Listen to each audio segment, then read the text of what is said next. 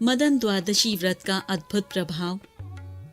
एक बार देवताओं द्वारा संपूर्ण दैत्य कुल का संहार हो जाने पर दैत्य माता दिति को अपार कष्ट हुआ। तब वह पृथ्वी लोक में स्यमंत पंचक क्षेत्र में आकर सरस्वती नदी के तट पर अपने पति महर्षि कश्यप की आराधना करते हुए भीषण तप में निरत हो गई। उसने ऋषियों की भांति फलाहार, कृच्छ, चांद्रायण आदि व्रतों का पालन एवं अनुष्ठान करते हुए वृद्धावस्था के कष्टों एवं संततिहीनता के शोक को एक साथ सहन करते हुए 100 वर्षों तक कठोर तप किया, परंतु उन्हें अभीष्ट सिद्धि नहीं हो सकी। तत्पश्चात विफल मनोरथ दिति ने विशिष्ट आदि ऋषियों से प्रश्न किया, ऋषियों, आप लोग मुझे ऐसा व्रत बताइए जो पुत्र शोक का विनाशक और इहलोक एवं परलोक से सौभाग्य रूपी फल का प्रदाता हो। तब विशिष्ट आदि ऋषियों ने दिति को मदन द्वादशी व्रत के विधान का उपदेश दिया। उसे सुनकर दिति ने अपना अनुष्ठान श्वेत चावल, श्वेत पुष्प, श्वेत चंदन और 2 श्वेत वस्त्रों से अलंकृत कर छिद्र रहित घट की स्थापना की। वह घट विविध खाद्य सामग्री एवं यथाशक्ति सुवर्ण खंड से सुशोभित था। उसके निकट विभिन्न प्रकार के ऋतुफल रखे हुए थे।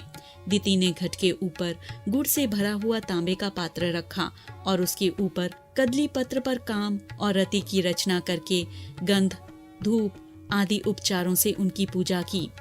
उस दिन उन्होंने मात्र एक फल का भोजन किया और भूतल पर शयन करते हुए रात्रि व्यतीत करने लगी।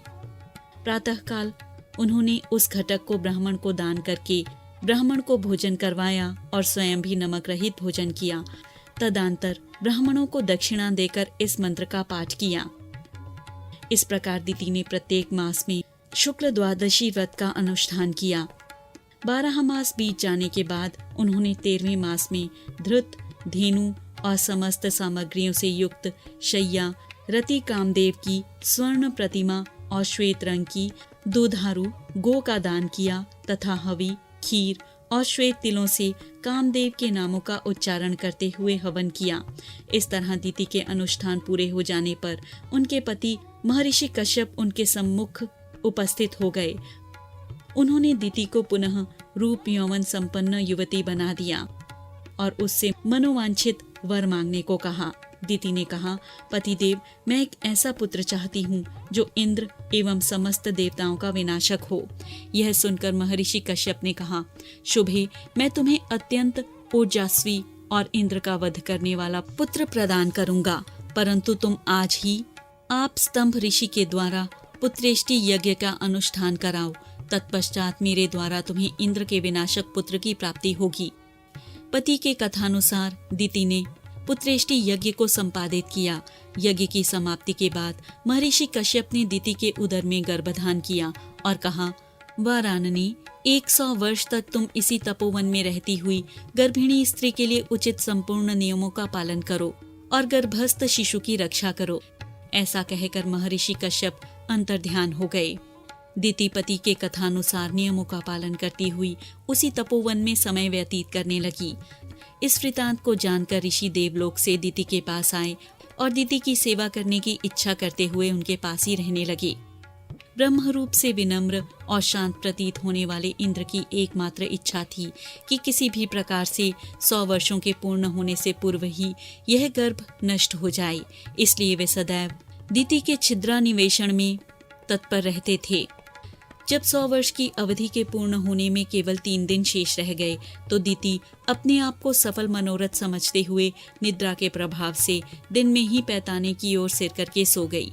ऐसा अवसर पाकर इंद्र ने दिति के उदर में प्रवेश किया और वज्र के प्रहार से गर्भ के 60 टुकड़े कर दिए। उन 60 टुकड़ों से सूर्य के समान तेजस्वी 7 शिशु उत्पन्न हो गए और रोने लगे। इंद्र के मना करने पर भी जब शिशुओं ने रोना बंद नहीं किया तब उन्होंने पुनः वज्र के प्रहार से एक एक शिशु के 7-7 टुकड़े कर दिए। इस प्रकार वे टुकड़े 49 शिशुओं के रूप में परिणत होकर जोर जोर से रोने लगे। इंद्र के बार बार मां रुदत मत रो कहने पर भी उनका रुदन बंद नहीं हुआ। इंद्र को महान आश्चर्य हुआ कि वज्र प्रहार के बाद भी शिशुओं के जीवित रहने का क्या कारण है। अंततः ध्यान के द्वारा उन्हें यह ज्ञात हुआ कि विधि के द्वारा किए गए मदन द्वादशी व्रत के प्रभाव से ही ये बालक अमर हो चुके हैं और उदर में रहते हुए ही इनकी संख्या 49 हो गई है। यह सोचकर इंद्र दिति के उदय से बाहर निकल आए। उन्होंने अपने कृत्य के लिए दिति से क्षमा मांगी और दिति के गर्भ में स्थित 49 शिशुओं को मरुद्रण की संज्ञा देते हुए उन्हें देवताओं के समान बताया और यज्ञों में उनके लिए उचित भाग की व्यवस्था की। फिर ये दिति के पुत्रों को विमान पर बिठाकर अपने साथ स्वर्ग ले गए और व्रत के अनुष्ठान से कर्ता के संपूर्ण मनोरथ सफलीभूत हो जाते हैं और असंभव भी संभव हो जाता है।